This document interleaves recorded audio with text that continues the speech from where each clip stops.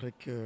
depuis bi ñu commencé budget bi mooy su ma nee ni le mal est dans le fast track maanaam quand on est pressé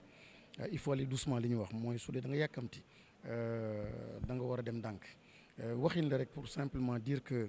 am na loo xam ne suñ ko soxlaa ci mbay mi mu nekk loo xam ne am na importance dafa am yoo xam ne tamit minimum la ay prérequis la maanaam su nekkul ci mbay bi defuñu ko ci doo am dara benn bi moom mooy ndox ñaareel bi moom mooy énergie ñetteel bi moom mooy xam-xam énergie ñëpp ñoo xam ni réew yoo xam ni émergé nañu ci wàllu agriculture lenn la ñu def mooy indi ndox ak énergie ci tool yi sunu borom moo dogal loolu maanaam dara mënul dox su dee amul énergie kon mécanisation bi ñuy wax ak bay bi ñuy wax bëgg mu nekk vraiment un secteur prioritaire mbas bi tamit bi jàll wane ni c'est un secteur prioritaire important soo góorgóorluwul indi énergie donc à ce niveau là da ngay juum su ma xoolee par exemple li tax may ne yàkkamti bi ak maanaam bëgg impressionné gaawantu bi li muy indi mooy gis naa récemment ay plus de 57 presque 60 milliards yu ñu dugal ci ay lampadaires solaires yóbbu ko partout xam nga ku romb dañ ne daf rafet na lumière la am na solo gaa waxuma loolu wante léegi dans la priorisation jëloon 57 milliards yooyu nga jël ci ay milliards dugal ko ci énergie solaire dugal ko ci tool yi est-ce que gënul woon am impact gënul woon durable loolu lu am solo la moo wax tamit ministre bi ci tout à l'heure ci biir salle bi ne ko da nga war a góorgóorlu xeex ak sa naataango donc bi yore donc la question de l'énergie parce que war nga xool consommation ndax dañ koy noosee rek ndax ay collatéral rek tax ñu utiliser donc énergie bi wala leneen war nga góorgóorlu pour xool ndax 1% 2% 3% état bi mi ngi la koy jox pour indi ko ci biir tool yi mu nekk énergie renouvelable mu nekk énergie boo xam ne fossile peu importe mais il faut que énergie bi dugg ci tool yi leneen li mooy xam-xam mooy transformer xam-xam mooy yore réew xam-xam mooy yore lépp te gisuma xam-xam dugg ci biir tool yi maanaam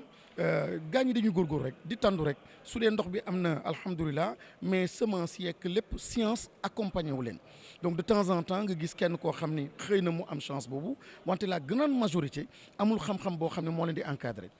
leneen li ci des nag moom mooy mbirum assurance koo xam ne da ngay bay lépp jekk wante mbir bi équipement yi baaxul wala bi nga ci jot yéex na wala amoo moyen jot ko rek jékki-jékki divagation wu animaux yi ñëw yàq incendie tamit ñëw nga perdre lépp loo xam ne récolte la atum lëmb nga liggéey ko jékki-jékki lépp say noonu metti na lool kon lu mel noonu su dee tamit secteur boobu c'est un secteur prioritaire da nga war a mettre en avant une politique d'assurance boo xam ne nga encadré jàppale gars yi parce que lii dafa metti nga liggéey lépp nga war ko ñàkk kon équipement yi tamit ñu adapté ko dañu jël ay tracteurs yoo xam ni ci kaw fële te doo xam la nature des sols nga ñëw indi tracteurs yoo xam ne adapté wul problème la gis naa tamit financement yi jeunes yi partout au Sénégal en particulier man suma gox googu ils se sont mobilisés cette année wante dañoo amoon difficulté pour am yenn tracteurs yenn matériel parce que dañ leen laaj ñu mën a génnee xaalis mais maanaam genre seen benn acompte bu ñu war a génnee pour ñu mën leen financer le reste mais amuñu ko yu mel noonu tamit ça pose problème parce que ñi war a jot matériel bi nekk ci ay situation de pauvreté extrême day jafe lool ñu mën ci génn kon agriculture lu am solo la wante énergie daf ci am solo ndox daf ci am solo gox yu mel ni Kédougou day taw mais taw bi 2-3 mois après lépp say mais taw bi jógee le ciel taw bi nekk ci suuf war nañu góorgóorlu mën ko maîtriser am na gox yoo xam ni dañuy jëli taw bi ba ci mer bi ba ci géej bi parce que ñoom ci désert la ñu nekk indi ndox bi donc seen biir tool sakkatumaak foo xam ni yàlla may na la ndox ci kaw ak ci suuf yëpp donc góorgóorlu tuuti rek pour mën a drainer ak mobiliser garder donc cette eau là foofu la xaalis bi war a dem moo tax ma ne fast track le mal est dans le fast track parce que yàkkamti googu bëgg a gis les effets tout de suite moo tax yooyu ñu bëgg a escamoter tëb jéggi pas yooyu te tant que yooyu dëgëraluñu ko keneen ku ñëw da ngay sonn nos enfants seront fatigués et on n'aura jamais les moyens en fait li ma doon wax sànq